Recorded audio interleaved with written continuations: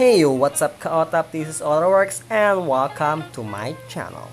And if you're new to my channel, just click the red button and the notification bell so you'll be updated on my future uploads. And yes, for today's episode, we're going to review this McFarlane Gold Label Collection Batman, the original designed by Todd Mcfarlane. After I received this figure and saw it in person, damn, sobrang solid talaga ng details ng McFarlane. But I still have some gripes about this figure and we're going to talk about that later. But first, let's roll the intro. I'm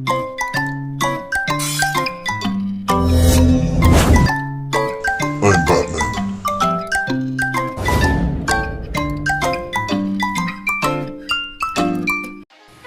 And before we start and checking the figure itself, let's go ahead and check the box first of this McFarlane Gold Label Collection. So in the front of the box, so let's go ahead and take a closer look. So in the front of the box, we can see the Gold Label Collection. So it's very shiny and gold. And in front of the box, we have a huge window. And on the back, we can see the card and the stand. And here's the bottom, DC Multiverse Batman. And on the top, we have a small window. The bottom. Okay, and on the side we have a small window as well, and we also on the other side Batman designed by Todd Mcfarlane. And on the back of the box, so we have the design card. So this is what you can see on the design card, and here's the side, so created by Todd Mcfarlane. And on the bottom we can see other figures from the Mcfarlane. Okay, so that's about it about the box. Let's go ahead and check naman yung accessory of this figure. For the accessory of Todd Mcfarlane Batman, so we have here the goggles or night vision goggles of Batman. So we have here the gold and a black, and here's the back. So we have a circular design, and here's the side. So we have a dry brush gold on the black parts. Okay, and here's on the top, so we also have a dry brush gold, and it's very soft and flexible.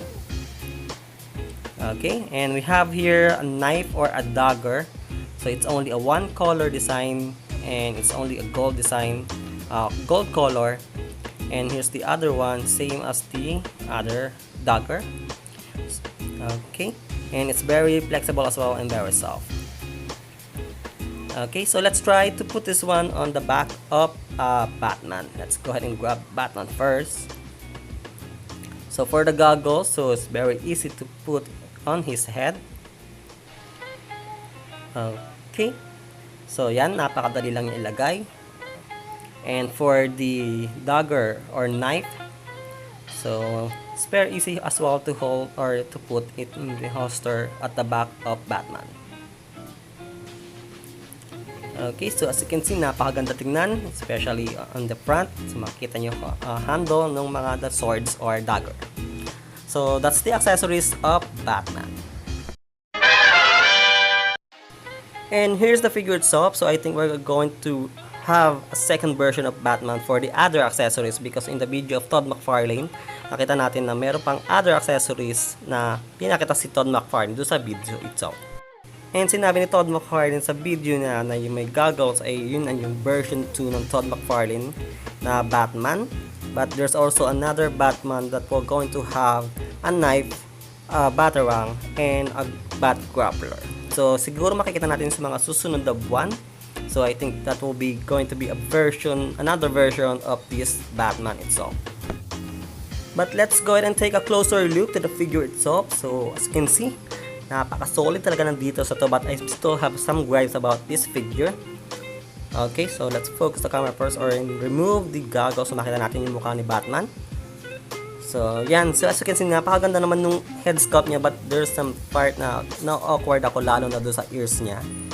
So as you can see here, napakalinis naman ng paint application niya, but on the side of the head, so napaka-flat niya. So, flat na flat siya, and here's the other side, flat na flat din siya. So, yun yung parang tingin ko kaya nagiging awkward tignan yung kanyang ears. So, flat na flat din siya. As also on the back. So, may kapag flat din yung likod ng cowl ni Batman.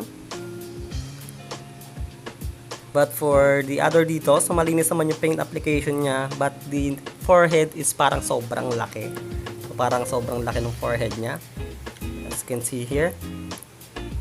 And on the other side, so para siya masyadong kwadrado yung side ng ulo ni Batman dahil sa pagiging flat ng design ng head sculpt niya.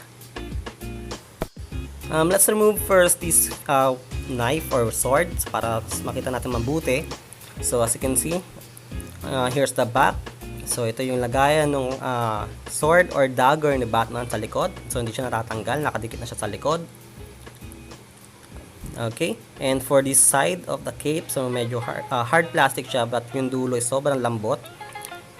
Okay, and for the details of the Bat logo, so nakaangat din siya, so separated siya doon sa cape itself. So as you can see here, malambot siya. So yan, malambot siya, nakaseparate siya. As you can see here, mapakita natin, focus natin yung camera. So yan, nakaangat siya sa dibdib ni Batman, so hindi siya nakadikit. Doon talaga siya nakadikit sa cape. But here's the back of the cape. So hindi ako fan ng cape na to, medyo hindi ko siya gusto. So mas maganda siguro kung lalagyan natin siya ng wired cape. But it's also a flexible and so smooth yung cape na to. And I noticed yung cape ng side na to is nakaangat compared to this one. So that's a bit that's one of my gripes about this figure. But for the other details, here's the front again of Batman. So nakita niyo sobrang bulky nung body ni Batman. Nung una ko pa lang siya nakita is ang laki agad ng tingin ko sa kanya. At sobrang ripped na ripped yung dating nung muscles ni Batman dito sa kanyang upper torso. And we also have here a knife na di siya natatanggal, so nakadikit siya sa belt. And here's some other, I think weapon din yon. But other details, so as you can see, napakalinis ng paint application. And let's go and check the back. So napakasimple lang, there's no other details aside from that. And for the other details of this figure, so we have here parang belt pocket sa may kanyang bicep. So wala siyang other separated color, just plain black. On the other side of his bicep, walang nakalagay doon. So on this side lang. And for the forearm of this Batman, so yung gloves niya is sobrang spiky. But here's mine, is medyo bend yung isang nasa dulo. But for this one, so napaka-solid niya, so nakakatusok siya. So ang hirap niyang hawakan kasi natutusok ka. Pati dito sa may kamay, sobrang matigas yung pagiging spike niya. So nakakaganda ng detail, sobrang solid talaga. Very spawn-like yung dating nung design ni Todd Mcfarlane sa Batman na to. So here's the other side. And for the lower part, so we have some textures here sa may kanyang hita. And meron tayo parang armored type dito sa side. So I'm not sure kung anong klaseng design to, pero para siyang armored type or parang padded type yung tsura niya. So we have as well here some belt on the other side of his legs. So we have some grenade as well na hindi natatanggal. So mas maganda sana kung natatanggal din to, pero hindi fancy Todd Mcfarlane na mga accessories, so wala tayong magagawa doon. And the other details, here's the lower part, and here's the boots. So meron din tayo ditong texture and parang padded na armor dito sa side ng kanyang boots. Okay, napakaganda nun. Ito yung fit niya, parang medyo flat na flat talaga, especially yung ilalim. So as you can see, and on the back of the boots, so wala tayong masyadong design, so masyado siya makinis. And here's the lower part. Okay, so I think that's it for the details of Batman Todd Mcfarlane design. And for the overall design, so napaka-solid na figure na to. Sobrang ganda ng design ng ginawa ni Todd Mcfarlane. So meron lang tayong mga other parts na parang awkward tignan. So meron tayong mga gripes, but overall, napaka-solid niya. And for the accessory of this figure, let's go ahead and check the accessory naman niya. For the articulation of the head of this Batman, so he can tilt up to this one. So ito yung sagad na kanyang tilt up and tilt down. Okay, so meron na ata tayong dumbbell joint, kaya pwede natin i-move yung neck forward and back. And we can also tilt side by side. and rotate side by side or 360. So for the arms, we can raise outward or sideward hanggang ganito. And on the other side, try din natin. So medyo matigas dito sa side na to. Okay, medyo matigas talaga siya, pero ito yung kaya niyang itaas sidewards. Okay, so that's the arm sidewards for the articulation of the arms. We also have here a butterfly joint na medyo hindi kita. So very minimal lang siguro yung mga gagawa natin dyan. So ito yung forward. And here's the back. And for the rotation of the arm, so yun lang, medyo hihinder yung cape niya kasi hindi niya mataas masyado. And it looks like natanggal yung pagkakadikit ng bat logo do sa mismong cape. That's masyadong di nakadikit tong sa akin. So I'm not sure if this is a QC issue or a common issue sa mga other figures. But for the other side, let's check kung kaya niyang itaas nang hindi masisira yun. So as you can see here, nakadikit naman siya. So yun lang yung kabilang side is tanggal siya. So nakatanggal yung dulo ng paniki dun sa cape mismo. So I think igugulo ko na lang yan. But for the other articulation, we have a bicep articulation, bicep swivel, and we also have a double jointed elbow na hanggang ganito lang kanyang isagad dahil doon sa gloves niya. And look at that elbow. So meron tayong malaking gap dun sa elbow niya. So as you can see here. So yun lang. Pero other than that, okay naman siya. And for the hand, so we can rotate 360 forward and back.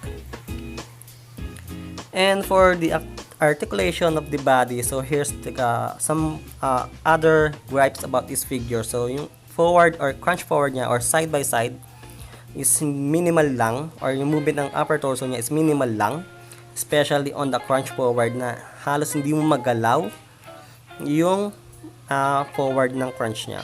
So ito yung pinakasagad niya, but for the lean back, kaya niya sumagad hanggang ganito for the upper torso. But again, we have a gap in the middle. And for the lower torso, we can rotate side by side or have a swivel and crunch forward kasama yung upper torso na hanggang ganito lang kasagad. So very minimal lang talaga yung crunch forward ng figure na to. Yun lang pinaka-gripe sa figure na to. But for the lean back, so napakasagad ng lean back niya. Sana ganito rin yung crunch forward. But for the other articulation, for the legs, so he can split up to this one. So ito yung sagad ng split niya. And meron tayo ditong rotation or swivel, not the other like figure Batman na halos walang magalaw. But for this one meron tayo, and he can forward up to this one. Try natin sa kabilang side na hindi nag-hinder yung knife. So ito yung pinakasagad niya. And kick backwards, ito yung sagad ng kick backwards niya. And we also have a double jointed knee. So ito yung sagad ng double jointed knee niya. Hindi masyado nakadikit yung dalawa, yung hita at yung legs or yung binti. But that's okay. And we don't have a boot rotation, but we can rotate or side by side the feet forward. Okay, that's the sagad of the feet from moving forward and backward, and a rocker. And we also have a toe articulation. Okay, so for the articulation of this figure, so napakalaking minus nung crunch forward niya, so hindi natin siya ma-crunch forward. But for the other dito, so I think that's okay. So I think that's the only gripe about the articulation of this figure. And for the size and comparison of this figure, let me go ahead and grab my ruler first. Okay, so for the height of this figure, so 6.5 or 7.5 inches on the top of his head. Oh no, I think 7.25 on the top of his head, but 7.5 inches on the top of his ears. But for the comparison to the other figures, so let me stand this Batman first. So we have here the Thomas Wayne Batman from the Mcfarlane as well. And we also have here the Detective 1000 Batman. For the size comparison of these three figures, so hindi naman nagkakalayo yung height nilang tatlo. So as you can see, mas matangkad lang ng konting-konti si Detective 1000 Batman. But for Thomas Wayne comparison, on the top of the head of this Todd Mcfarlane Batman is parang magkasing pantay lang naman sila, o parang mas matangkad pa nga ata ng konti si Thomas Wayne. But for the other size comparison for the other figures, let's go ahead and grab some other figures. So we have here a Mattel Tactical Suit Batman, and we also have here the Marvel Legends Big Time Spider-Man. So as you can see, sobrang laki ng diferensya ng height ng Batman Mcfarlane kumpara dito sa Mattel at sa Marvel Legends na Spider-Man.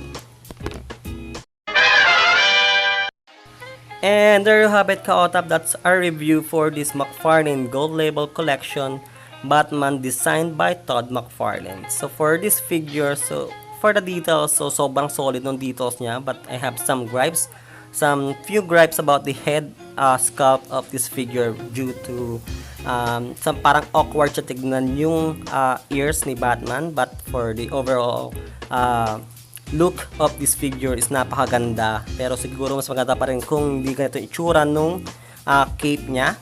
But for the articulation, since yun nga yung ab crunch niya is halos walang ab crunch tong figure na to, so medyo minus din yun. So it's almost perfect, but I think pwede na natin siyang i-rate since naganda naman yung details niya. Pwede na siguro siya sa 8 out of 10 for my rate for this figure. And I think that's it. That's our review for this Mcfarlane Gold Label Collection Todd Mcfarlane designed Batman. So for the overall look and articulation of this Batman, so para sa akin napakaganda pa rin naman niya. So let me know what are your thoughts. You can just leave your comment, a comment below. And I think that's it for this video. I hope you enjoy watching this video. Don't forget to like, share, and subscribe to this channel. And click the red button para update kayo sa mga future uploads ko. And again, Kaotap, thank you for watching. Keep safe and see you on my next video.